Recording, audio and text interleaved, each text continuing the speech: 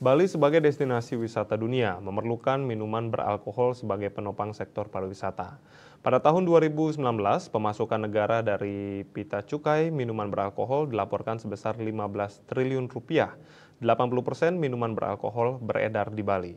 Menurut laporan BPOM, pada tahun tersebut hanya 0,97% minuman beralkohol tersebut produksi lokal Bali.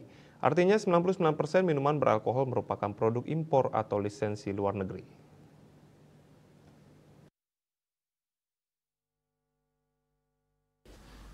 UN Koster melalui Pergub Bali Nomor 1 Tahun 2020 mengatur distribusi minuman fermentasi dan destilasi khas Bali. Koster melihat ketimpangan ini sebagai celah untuk meningkatkan kesejahteraan petani arak Bali. Industri minuman beralkohol ini dikategorikan sebagai industri negatif list investasi sehingga tidak dimungkinkan membuka investasi industri baru di bidang ini. Melalui Pergub Bali ini, Koster menata jalur distribusi arak brand Bali. Produksi masyarakat Bali secara turun-temurun dapat disalurkan ke industri.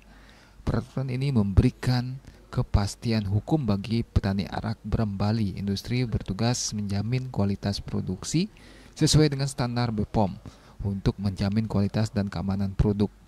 Stempel logo Barak Balinese Arak diberikan oleh pemerintah melalui Asosiasi Tresnaning Arak Brand Bali bertujuan untuk perlindungan warisan budaya leluhur arak brand Bali. Pergub ini telah menggairahkan petani arak brand Bali. Hingga sekarang tercatat telah beredar sekitar 60 merek dagang arak brand Bali. Made Agus Gelgel Wirasuta, Dewan Penasehat Asosiasi Tresnaning Arak Brand Bali mengatakan dengan adanya Pergub 1 tahun 2020 ini memudahkan jalur distribusi arak Bali ke hotel berbintang yang bisa menjadi penopang pariwisata. Yang sudah disahkan sebagai warisan budaya, kenapa kita harus muliakan?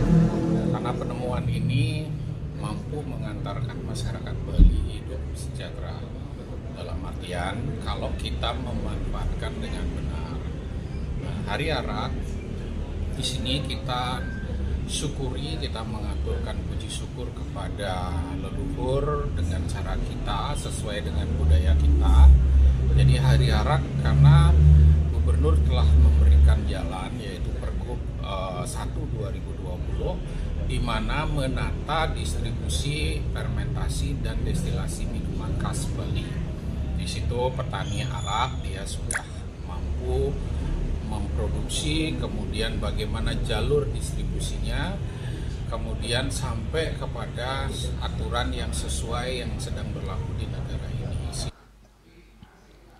Dedi Pageriawan, Brand and Marketing Representative, mengatakan kepercayaan masyarakat dan wisatawan mulai penuh hingga melahirkan produk berkualitas dan dikenal seperti arak, iwak, bungbung, arak, wenare, petak, arake, dan lainnya.